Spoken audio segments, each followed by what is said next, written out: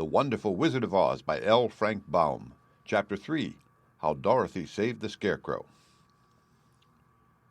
When Dorothy was left alone, she began to feel hungry. So she went to the cupboard and cut herself some bread, which she spread with butter. She gave some to Toto, and taking a pail from the shelf, she carried it down to the little brook and filled it with clear, sparkling water. Toto ran over to the trees and began to bark at the birds sitting there. Dorothy went to get him and saw some delicious fruit hanging from the branches that she gathered some of it, finding it just what she wanted to help out her breakfast. Then she went back to the house, and having helped herself and Toto to a good drink of the cool, clear water, she set about making ready for the journey to the City of Emeralds.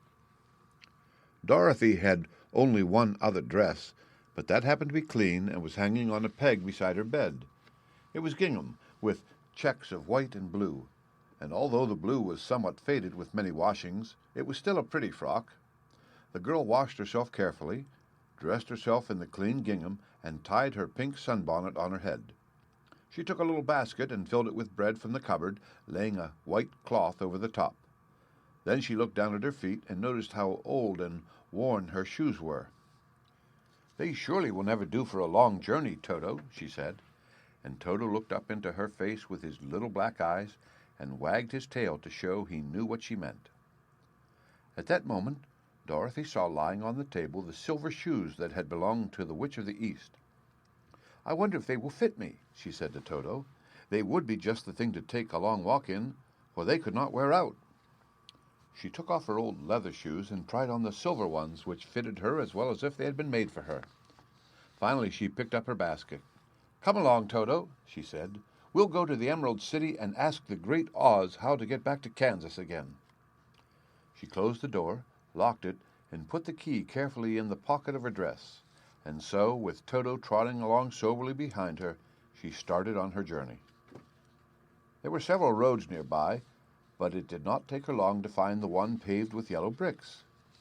Within a short time she was walking briskly toward the Emerald City, her silver shoes tinkling merrily on the hard yellow roadbed. The sun shone bright, and the birds sang sweetly, and Dorothy did not feel nearly so bad as you might think a little girl would do who had suddenly been whisked away from her own country and set down in the midst of a strange land. She was surprised as she walked along to see how pretty the country was about her.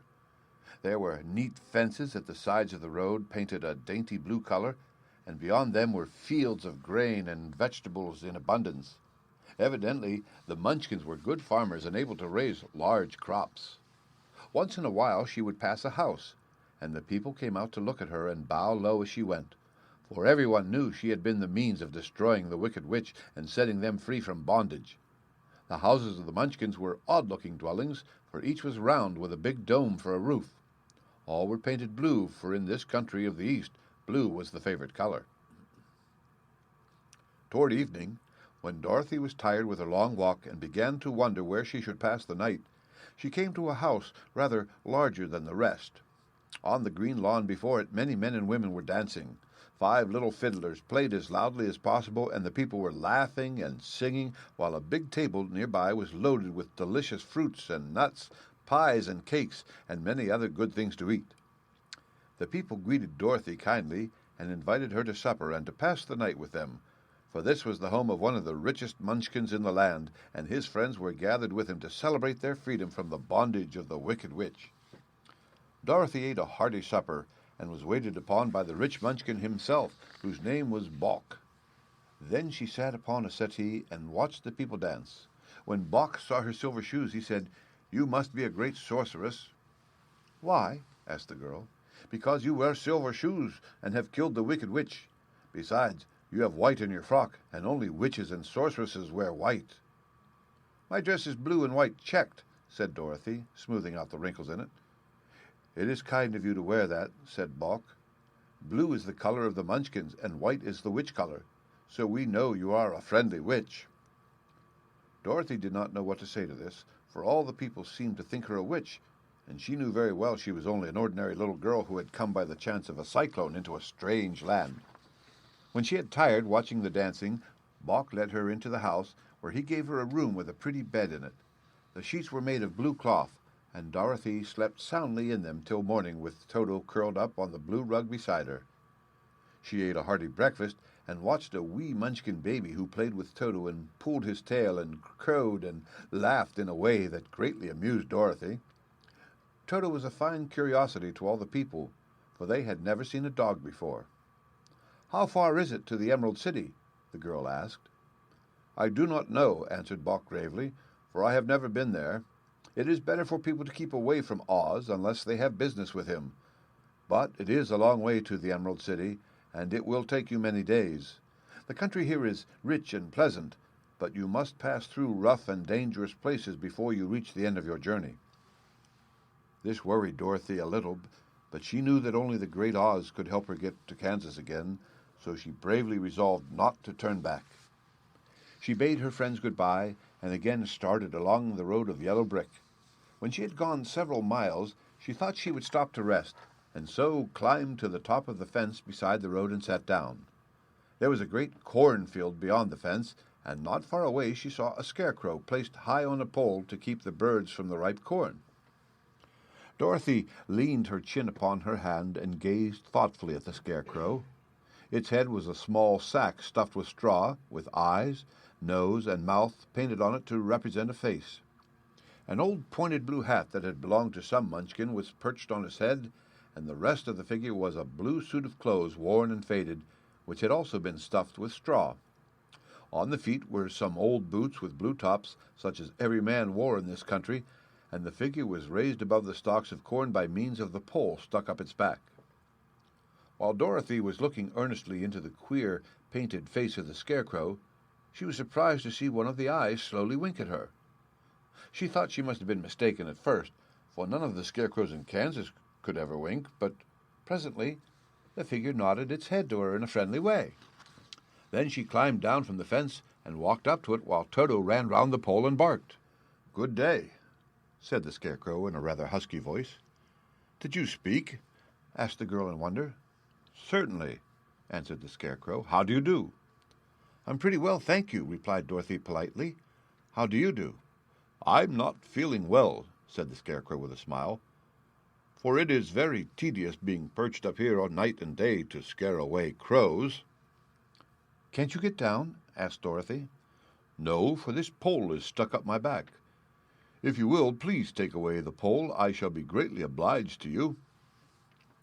Dorothy reached up both arms and lifted the figure off the pole, for, being stuffed with straw, it was quite light. "Thank you very much," said the scarecrow when he had been set down on the ground. "I feel like a new man." Dorothy was puzzled at this, for it sounded queer to hear a stuffed man speak and to see him bow and walk along beside her. "Who are you?" asked the scarecrow, when he had stretched himself and yawned, "and where are you going?"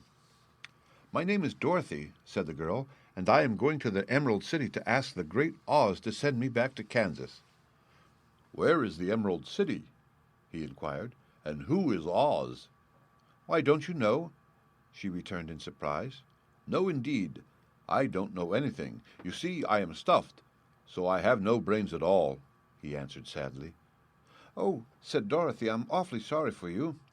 "Do you think," he asked, "if I go to the Emerald City with you that Oz would give me some brains?" "I cannot tell," she returned, "but you may come with me if you like. If Oz will not give you any brains, you will be no worse off than you are now." "That is true," said the scarecrow. "You see," he continued confidentially, "I don't mind my legs and arms and body being stuffed, because I cannot get hurt. If anyone treads on my toes or sticks a pin into me, it doesn't matter, for I can't feel it. But I do not want people to call me a fool, and if my head stays stuffed with straw instead of with brains, as yours is, how am I ever to know anything?"